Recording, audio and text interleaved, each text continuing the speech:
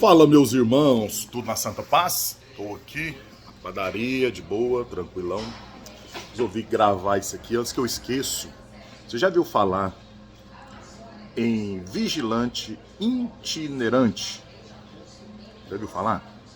Boa parte das empresas tem alguns coringas. Pois algumas empresas, quase todas, acabam pegando um contrato aqui, outro ali, fora ali do seu habitat natural, ou seja, naquela região geográfica do qual tem a sede. Participa de alguns pregões e acaba pegando alguns contratos, e contratos bons que poucas empresas querem, aqueles contratos que ficam ali perdidos devido à localidade ser mais distante, rural, até mesmo em algumas currutelas tem ali algumas empresas federais, depósitos, enfim. Eu estou te dando só um exemplo de tantos outros que eu poderia dar. Existe também os contratos privados, tá? Mas são mais raros. E o que essa empresa faz? Ela coloca os vigilantes ali para trabalhar, uma região muito distante, não tem como ficar fiscalizando, a distância é muito grande, então tem que fazer uma contratação, vamos dizer, de excelência, de guerreiros, literalmente, compromissados e tudo mais. Só que, se você pega um posto, vamos pensar aqui com 24 horas, tem que ser no mínimo 4 vigilantes para fazer um posto de 24 horas, cada um fazendo 12 horas, não é? Então, normalmente, esses postos são mais do que um vigilante. Normalmente são 2, ou até mais, tá? Pode chegar aí dezenas, mas eu estou te dando um exemplo para você entender o que é o vigilante itinerante. A empresa, a base, tá aí na sua cidade, contrata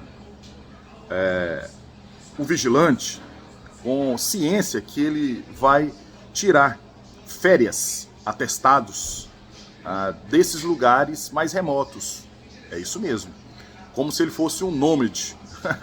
Ele vai viver viajando. Então eu estou dando um exemplo aqui. Eu estou em Goiânia, em Goiás. Vamos pensar que o posto fica lá no interior do Mato Grosso. Distante, 2.000 km. Aí esse vigilante, ele sai daqui da base, vai para lá, para Mato Grosso, lá na área rural. Estou te dando um exemplo. E tira férias desses 4 guerreiros. Um mês o outro, um mês um outro, um mês um outro, ou seja, ele fica para lá praticamente 4 meses, certo? Aí a empresa custeia alimentação, transporte, hospedagem, enfim. Aí quando ele volta, ele fica praticamente um mês de folga, aquelas folgas que ele não tirou lá, ele tira aqui. Então, se ele trabalha no 12 por 36, a conta fica fácil. Ele trabalha um mês e folga o outro. Consegue entender? Então, às vezes, você pode ser contratado para ser um vigilante itinerante, tirando férias. Aqui comigo, quando eu era gerente de uma empresa de médio porte, para grande, nós tínhamos um contrato, tínhamos 2 contratos assim, muito grandes, que era do Banco Itaú, e tínhamos um contrato com o INSS.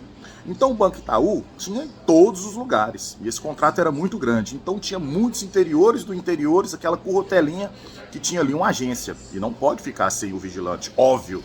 Então você mandava um vigilante itinerante para tirar férias de um guerreiro, 2 guerreiros, 3 guerreiros, ele passava lá 2, 3 meses tirando as férias. Depois, quando ele voltava, e a remuneração era muito bacana mesmo. É como se fosse outras profissões qualquer, né? Um caminhoneiro que sai para viajar, fica 2, 3 meses fora de casa, depois volta, descansa, enfim. Mas nós estamos falando do vigilante. Você conhecia essa atividade? Vigilante itinerante? Talvez aí na sua cidade, na sua região, tenha um outro nome, que não seja esse, né? Mas tem essa turma aí. Eu acho muito interessante mesmo. Normalmente são vigilantes assim, escolhidos a dedo, com muita responsabilidade. Sabe aquela pessoa séria mesmo, aquela pessoa sistemática, que trabalha mesmo, que não tem muita frescura? Toda empresa tem que ter esses guerreiros. Muito interessante, né? Já ficou sabendo disso? Hã? Fala pra mim aqui, deixa nos comentários. Aquele abraço, que Deus abençoe sua vida aí. Tamo juntos.